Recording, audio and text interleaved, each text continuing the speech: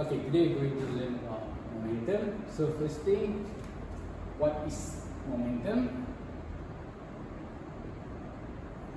Okay, before we learn further, let's say we have two objects, heavier mass m1, okay, moving with velocity u1, and we have another object, smaller, lighter, m2, moving with the same velocity. Let's say u1 equal to u2. Okay, so these objects are moving with the same velocity. So now, which one is easier to be stopped? Yang mana boleh berhenti? So we have the lighter mass or the heavier mass. Okay, so that's momentum. Okay, so momentum by principle, we have the equation P equal to mv. This is momentum. Okay, this is mass of the object, and this is velocity. Okay, so what is momentum? So please don't just define momentum is P equal to m cross v.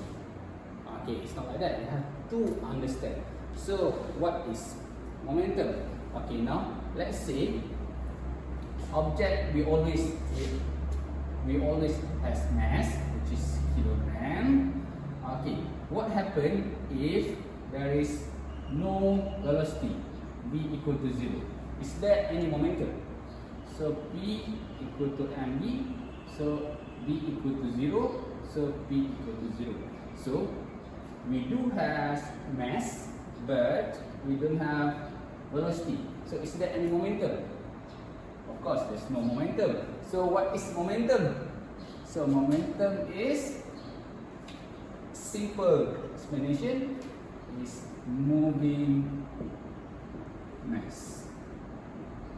So we do have mass, but if the mass is not moving, no velocity, so there is no momentum. Very simple. Okay, so make sure. Okay, from there now you can understand which one has more momentum.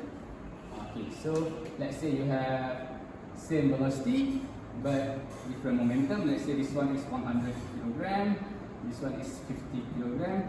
So equal velocity means this one has larger momentum. So larger momentum means it's more difficult to be stopped.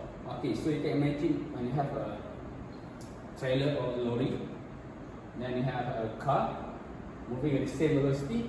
So which one hard to be stopped? Or we have a ship.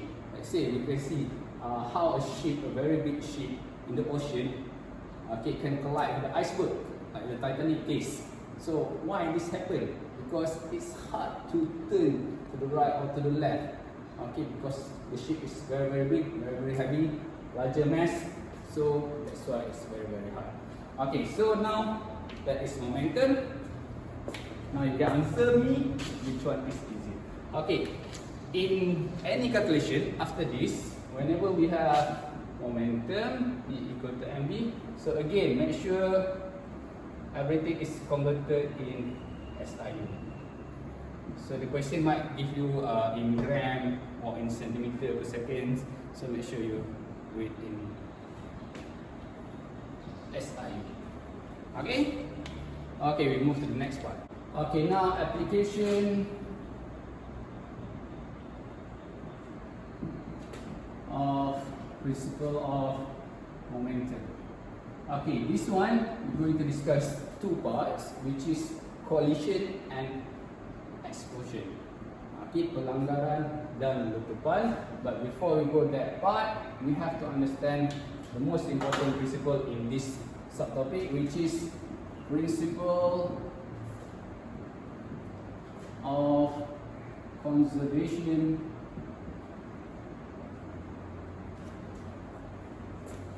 of momentum.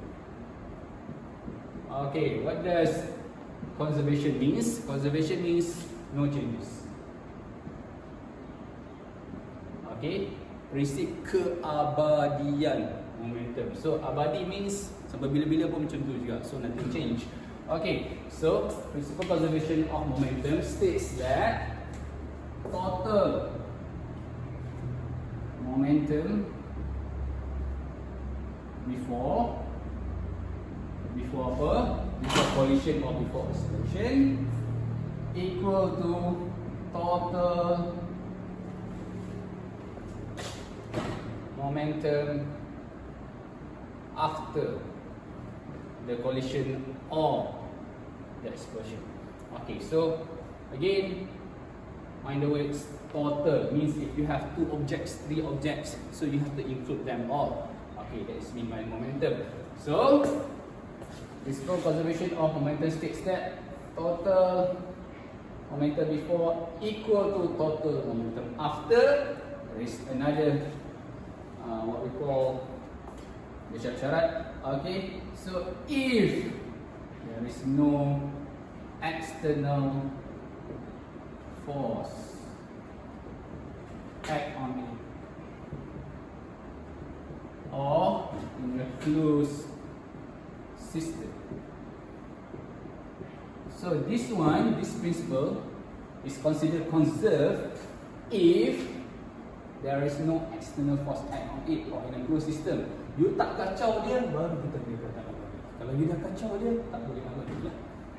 Okay, nasi goreng sebelum sama dengan nasi goreng selepas. Jika nasi goreng itu tak dimakan. Okay, ayam goreng sebelum sama dengan ayam goreng selepas. Jika di bawah terus saja. So you cannot kacau lah. If you kacau, it's not conserved.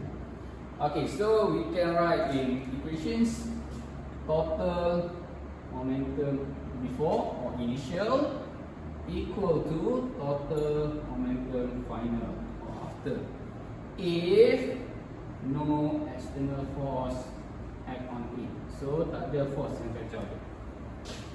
So you have to understand this, then we can discuss about the application, which is collision and explosion. Okay, very simple. Very bad. Okay, now we go to the collision.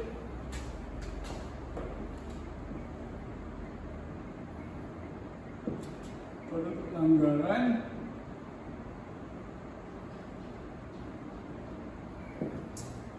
Okay, so first thing, let me agree that if the object moves to the right, we take as positive velocity.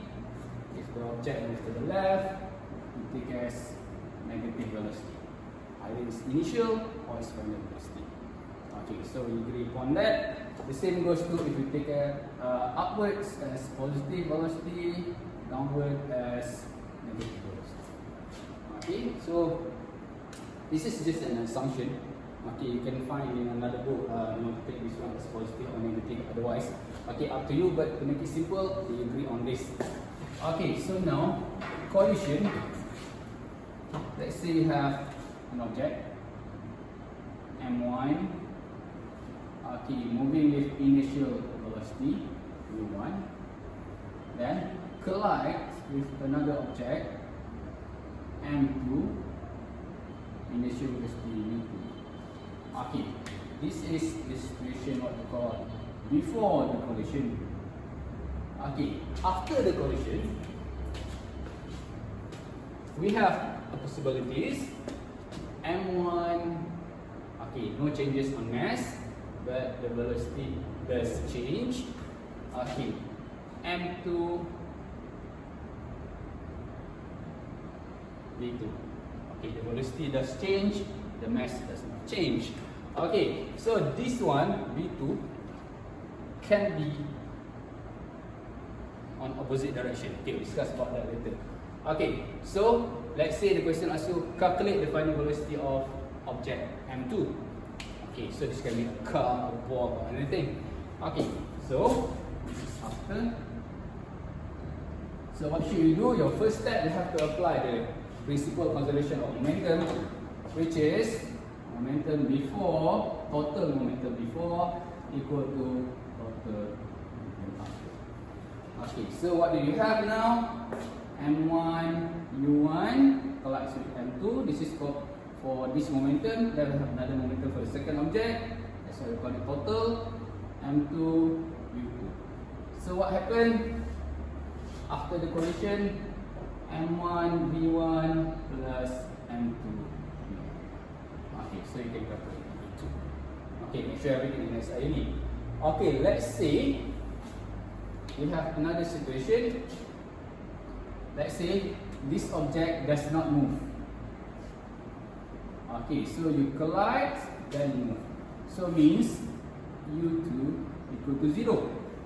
So U2 equal to 0. So now you have M1 U1 plus M2 U2, but no velocity means no momentum. So U equal to 0. So M1 U1 plus 0. Okay, so just do your calculation. Make sure you really understand the principle. Okay, now let's say we have a head-on collision. Head-on collision means kepala langgar kepala, depan-depan. Okay, so the object is moving to the right and another object U2 is moving to the left. So we agree before, to the left this one is supposed to be negative. Okay, so we rewrite M1 U1 plus M2 negative U2, opposite direction. This one is called head-on collision. Okay, then if after the collision this object is still moving that way, so this one becomes negative U2. Okay, don't worry if you get answer in negative, it just indicates the direction. Okay, so now we have M1 V1 plus M2 negative V2. Okay, because momentum is a vector, so make sure you consider the negative in your calculation. Okay, if not you get a wrong answer. Okay, so please apply this. Just follow the steps, write the principle, write the equation, then you substitute the value. Let's say you have 10 kg to so on and so on. Okay, alright, the last part on this subtopic is explosion.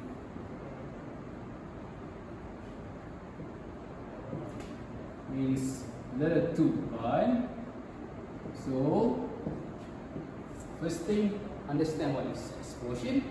Okay, letter 1 is not all about the bomb. Okay, explosion means break apart. Okay, so it might be happen during the rocket launch. Okay, it might happen in a bullet and gun. So there's explosion.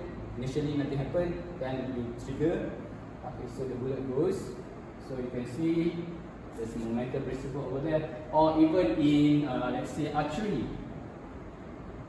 Okay, so you have the arrow and the bow together. Okay, then when you release, the arrow goes alone.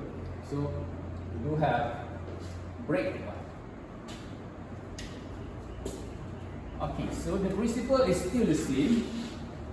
Okay, let's say okay, we need to do a drawing.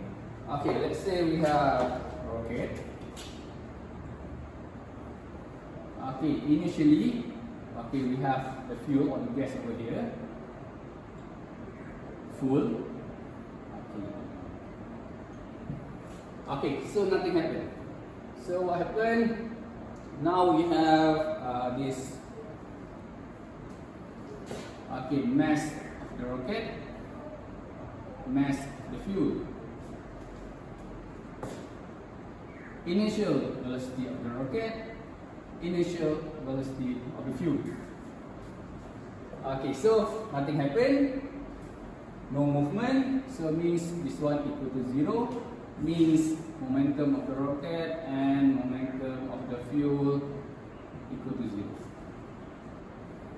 Okay, so after the launching, what happened? Okay, so this fuel becomes gas. Okay, so now you use the fuel.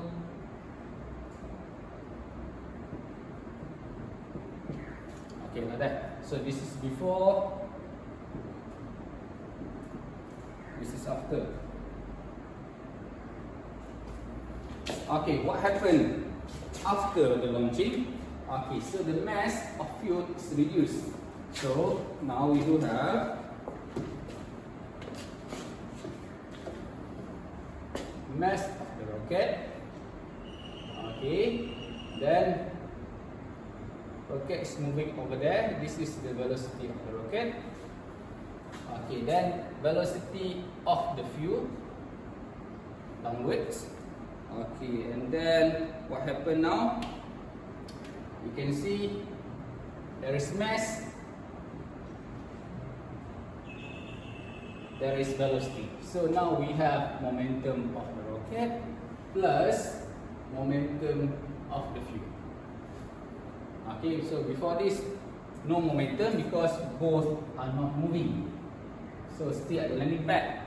Okay, so now once they're moving, launching, okay, in the air, so we do have velocity, mass is still there, so we do have momentum. Okay, how to calculate? Again, when you understand this one, you can do any calculation just like you did before. Okay, so we start with total momentum before equal to total momentum after. Okay, now you can see momentum before P of the rocket plus P of the fuel equal to P final of the rocket plus P final of the fuel. Okay, since M equal to 0, we have MR, VR, but this one equal to 0 plus M of the fuel, it's not moving, equal to 0, so total momentum before is 0. Okay, then what happened over here? You can see the rocket moving upwards, but the fuel is downwards, so this is supposed to be. Okay, so now you have M of the rocket, mass of the rocket, velocity of the rocket, plus mass of the fuel and velocity of the fuel downwards. Okay, so you just rearrange this equation so you can calculate. Okay, how fast it goes, okay, how about the mass and so on. Clear? Make it simple. Again, why before equal to 0? Because we are not moving. Just staying on the launching pad. Okay? Okay.